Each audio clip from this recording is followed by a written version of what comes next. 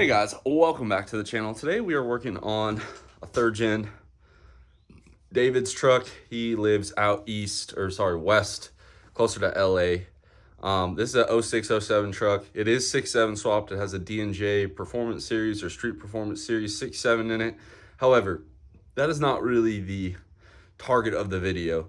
This is for all of you guys with 5.9 trucks, okay, that want a good turbocharger option without second gen swapping. Now I know second gen swapping is super popular, I get it, but one of the best turbos that you're ever gonna put on a 5.9 or even a 6.7 that you want a daily drive tow with is going to be an HE351. Now, HE351s come stock on your 03 to 07 5.9 trucks. They look like this. This is obviously a 351. The earlier years had the 341, and they come on this style manifold here, which everyone wants the cylinder flow, right? So if you guys look at this is a Dorman manifold. You guys can see it moves the turbo back between 5 and 6. Now, with this, you're not getting the pressure pulses or the balance of a second gen swap. However, does it truly matter? I don't know. It's up for you guys to decide. But what I can tell you is one of these, even on a stock manifold, is going to perform a lot better on a 5.9 than a second gen swap turbo. Now, if you go with the S300, sure, I'll hear that argument. But why waste all that money to put a turbo on that's inferior? And what I mean by that is I truly believe that an HE351 is stronger than an S300. Now, I don't have both turbos apart to prove that to you, but given the extensive testing we have done over the years, HE351s are very hard to kill. And the reason why they're so hard to kill, let me turn this light on for you. They have one of the best wastegates in the game, okay? So we're gonna flip this turbo over. See how that wastegate flows right into the turbine? Well, on a 300, they have a flap on the side, so you don't get that true full flow. So this wastegate is super, super, super efficient, which allows this small turbo to act like a lot bigger turbo. Now, this is the PDD 6267. We are going to eventually compound this. So when you do compounds with the HE351, I always recommend guys to get a little smaller of a compressor wheel. So that way, when the big turbo is blowing into this one, you have enough kinetic energy from this turbine wheel on a smaller compressor wheel to create another pressure ratio. Now, if you're going to do a single, 63, a 64, or even a 67, all work. They all still do very well. Now, with this, these are electronic solenoids, and because his truck came with it, we're going to go ahead and use it. That way we can do it in the tuning. We also have a steed speed manifold, and if you guys look at these steed speeds, they actually are divided. So steed does segregate. The 3 front ports come in here, and then this port from here, these 2 ports here and here. So it actually is divided all the way up until the turbo. Kind of something Steed decided to do, and some of the aftermarket manifolds do as well. And then we have our fleece turbo drain. We're also going to be doing a heater core line replacement, as well as deleting his heat exchanger and changing his transmission cooler lines. Now, when you look at this truck, he's got to get body work done, so don't be too harsh. But we're just finding a lot of stuff. Whoever did the engine install, I don't even care what the shop name was. They missed some stuff. So we've been fixing stuff, kind of trying to get this thing dialed in. That is what David tasked me with, and that is what I've been doing. So simple stuff as much as like putting 4 motor mount bolts in and not just 3. So things like that, actually hooking up your power steering cooler to the radiator, you know, just minor things, but they do give you a lack of confidence on a project for sure. We also have the transmission out. That is getting our 1250 horsepower 48. And then on this side, we have to pull the heat exchanger out. But if there's anything you guys take away from this, if you have an 03 to 07 5.9 truck and you want a really good daily driving, towing turbo, modified HT351. And then if you want more power, but still want that really good drivability, HT351 with an S400, like a 480 over top, that's 1,000 horsepower air that's going to drive almost like stock. It's not 100% stock, but it's dang close. And a lot of guys just instantly second gen swap it. And I get it. The sound, the power up top, all of that. But when you live where David does and you're worried about smoke output and all that stuff, you need something that spools up quick, doesn't have a lot of lag, and doesn't require a ton of fuel to get it going. So that's why even on his 6.7, we're going to go with the HE351 and then compound it later on. Dollar for dollar, probably one of the best turbo compound setups you're going to run for a truck that needs to daily drive or tow, or you just want something super responsive for 1,000 horsepower or less. That turbo and an S400 are hard to beat. So we kind of covered the parts. Again, we went with the PDD one. There are a few other good brands out there.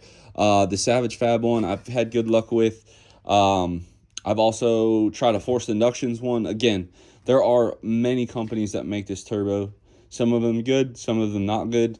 I choose to sell the Savage Fab, the PDD, the forced inductions, because I've had good luck with those and I have good customer support in the event of something going wrong.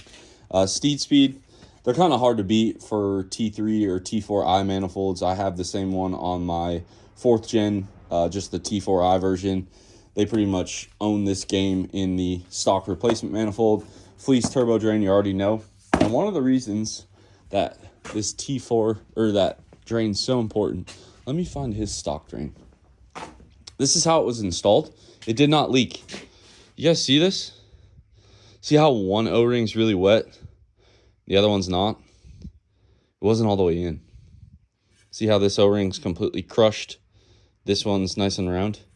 It was sitting in the block, and this O-ring wasn't all the way in. So, yep. We're going to go ahead and get this manifold put on. To do so, on HE351s, I just put it all together on the manifold, drop it all in all at once. You got to be a little careful, but there's a lot more room to work on these than the 4th gens. But before I do all that, I'm going to clean up a bunch of this stuff, get rid of a lot of his coolant lines, all that crap. So I'm going to put the camera down and get to work, and then I'll pick it up before we drop this turbo in. All right, so got most of the firewall installation, and I figured I'd make this easier for you guys. I usually don't pull the fender liner out, but that right there is your heat exchanger. Located under the cylinder head, attached to the block.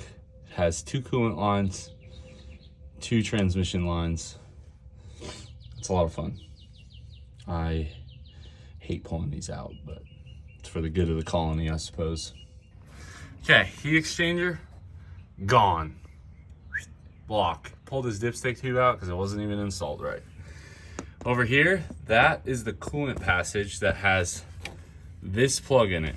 Cut the hose, get the clamp off, and then we're gonna put an actual metric O-ring Boss plug in here.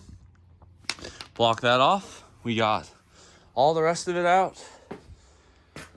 Oh man, I do not charge enough for this sometimes, I tell you that. But there's all the rest of it. His coolant lines.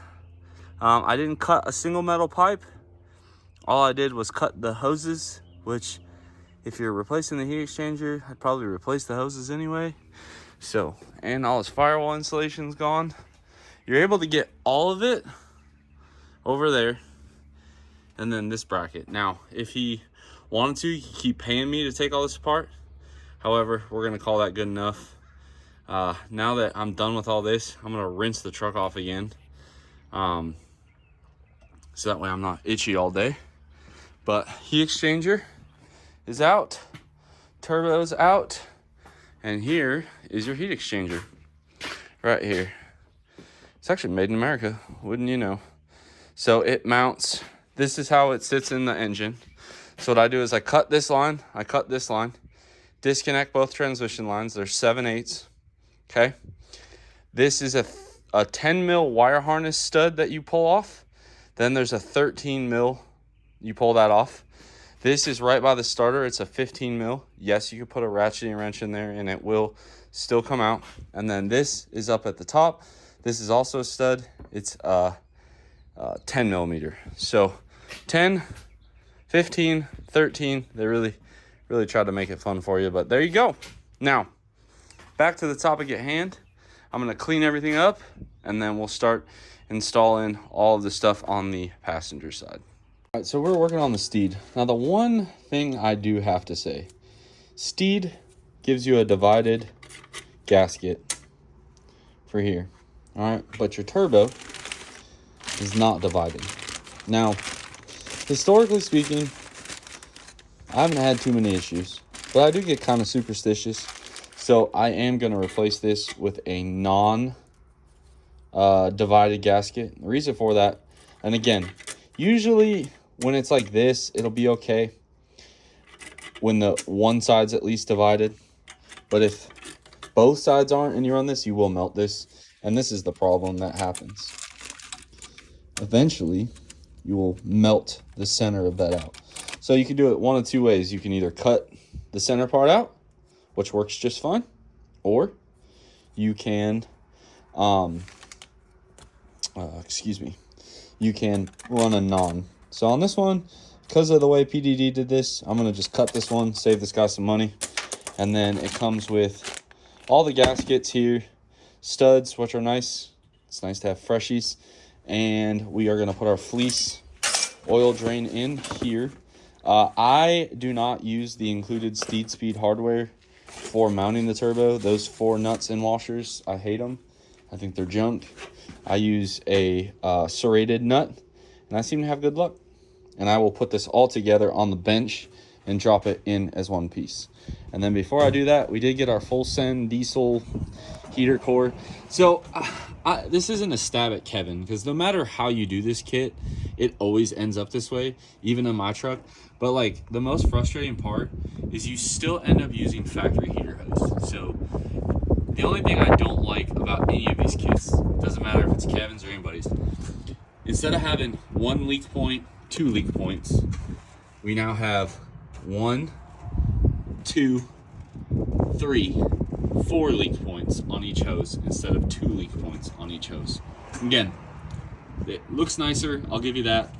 Again, not hating on this kit. Everyone's kit's relatively the same anyway, but that's my one complaint. So we got our drain on. Here's his cut gasket here. So, you guys look, still plenty of engagement on both sides. Now we're gonna go ahead and set his turbo on this manifold here. Again, get it all tightened up.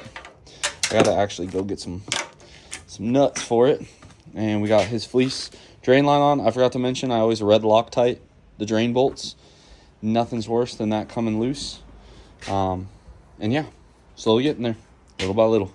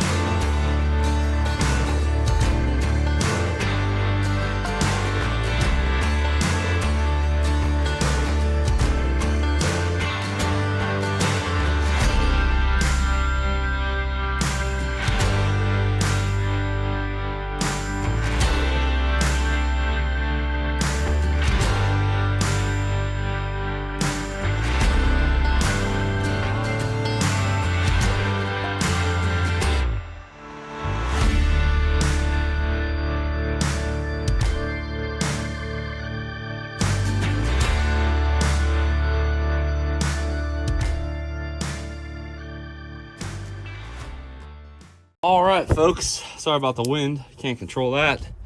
There should be installed. Not too bad. So, all in all, decent. Fit up good. Got the drain installed.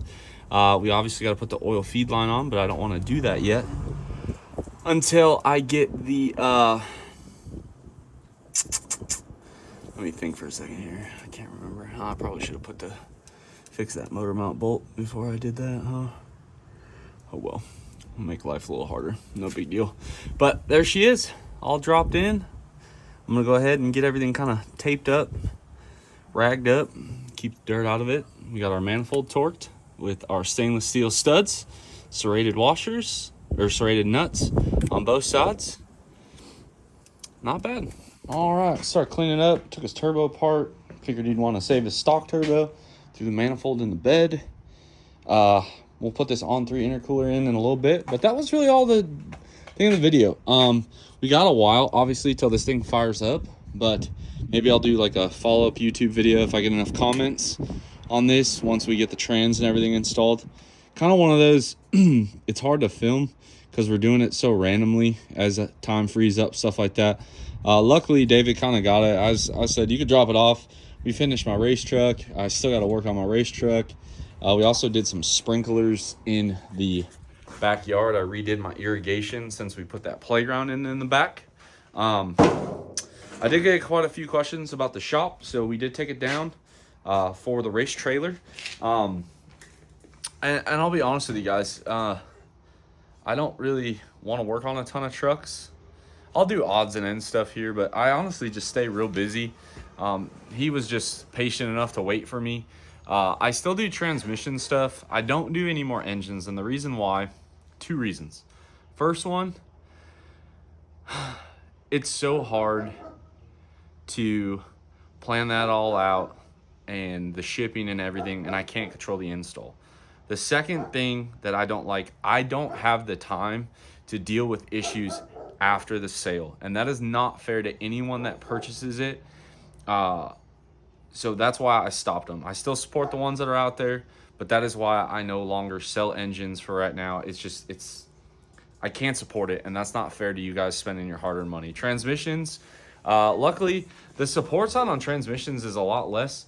They either work or they don't. Engines have a lot of issues. Oil leaks, coolant leaks, head gaskets, oil coolers, and because I just don't have the time, so it's not fair. Transmissions are easy in and out. I have a couple of guys that install them locally that can get you hooked up if you want. So that's why I don't do engines anymore. I'm not too good for it. I'm just not good enough for you guys after sale, and that's not fair. Like, one of the things when you purchase something from somebody is you can ask the questions, this and that, and I just don't have the time right now. So that's the deal with engines. That's the deal with the shop. Yeah, it's been busy. Got home, a lot of landscaping. 480 feet of pipe, 16 sprinklers, redid the whole thing, and I pressure tested last night. Not a single leak, so I'm happy. My wife's happy. She gets to plant her trees in the backyard. We just got to do the drip system this weekend. But that's kind of what life's all about. Work on my race truck a little bit. Now we're making some headway on this, and I figured you guys would enjoy this. Obviously, this isn't stock truck, but this is more towards the daily driver. I think David is shooting for probably 1,000 horsepower turned up and probably like a real comfortable 750, 700, and I think he's making a lot of good choices. So I appreciate his trust in me to guide him, and appreciate him for always paying his bill. That's another big one. But we will... like I said, drop in the comments if you guys want to see this thing once it's done. We can kind of do a build overview on it. I know it's got injectors and a CP3 on it right now, and we'll see how it is. It's lifted. I think it's got a leveling kit, and it's got Devers in the back, Dever springs. I think it's on 35s, so not a bad looking truck. Once he gets the bodywork done, it should be super clean. The interior is actually in really good shape. Yeah. Anyway, guys, if you want to know where we got all of the turbo and manifold stuff from Power Driven Diesel. They keep steed speeds in stock. They keep that turbo in stock. And then I supplied the manifold studs, just the kit I put together. And I'm trying to think if there's anything else. I think that's it. Fleece for the turbo drain. So if you guys want to replicate that, there you go. Give this one a big thumbs up. Drop your comments down below. Subscribe if you have not already. We made 40,000. That's awesome. We'll keep growing. Hopefully, I'll catch y'all on the next one.